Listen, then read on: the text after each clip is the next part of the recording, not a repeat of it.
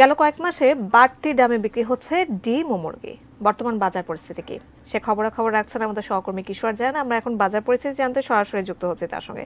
কিশোর, গত কয়েক মাস ধরে যে ডিম এবং মুরগির দাম বেড়েই চলেছে, আসলে সিন্ডিকেটকে দায়ী করা হচ্ছে বিভিন্নভাবে। আমরা গাজীপুর প্রতিনিধির সঙ্গে কিছুক্ষণ আগে কথা বলছিলাম। রাজধানী বাজার ঘুরে আসলে আপনি কি অবস্থা দেখতে পাচ্ছেন?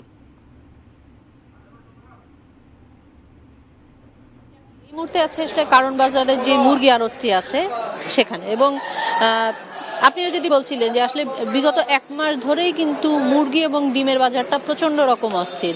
ব্যবসায়ী যারা আছেন তারাও স্বীকার করছেন, তবে দাম আসলে যখন বাড়ে তখন আসলে নানা ধরনের অজুহাত আমরা শুনেছি খাবারের দাম বেশি, শুনেছি গরমের কারণে মুরগি মরে যাচ্ছে।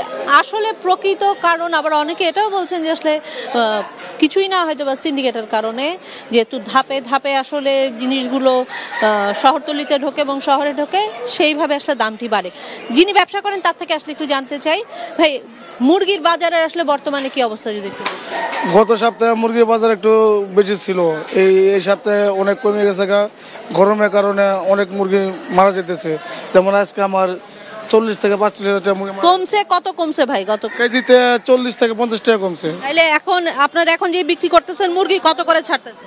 এখন মুরগি পাইকারি সেল করতেছি 330, 320, 310। আবার লাস্টের বাজারে 300 টাকা বিক্রি হয়েছে। ধন্যবাদ আপনাকে। জাকিয়া, যেটি শুনছিলেন যে আসলে ব্যবসায়ী যারা আছেন প্রতি হাত ঘোড়ায় আসলে দামটি বাড়ে। আমরা গতকালকেও কিন্তু দেখেছি বাজারে 380 টাকার নিচে কিন্তু কক মুরগি বিক্রি হয়নি, এবং দেশি মুরগি 750 করে লিখে রাখলো, ওনারা 720-30 করে আসলে ছেড়ে দিচ্ছেন। তো সব মিলিয়ে আসলে নানা ধরনের কথা হচ্ছে। ব্যবসায়ীরাও বলছেন যে বাজারটা চড়া, তবে এই বাজার আসলে চড়া বাজার নামবে কবে সেটি কিন্তু একটি প্রশ্ন। তো এখন পর্যন্ত অন্তত কারণ বাজার থেকে এই ছিল আমার কাছে জাকিয়া।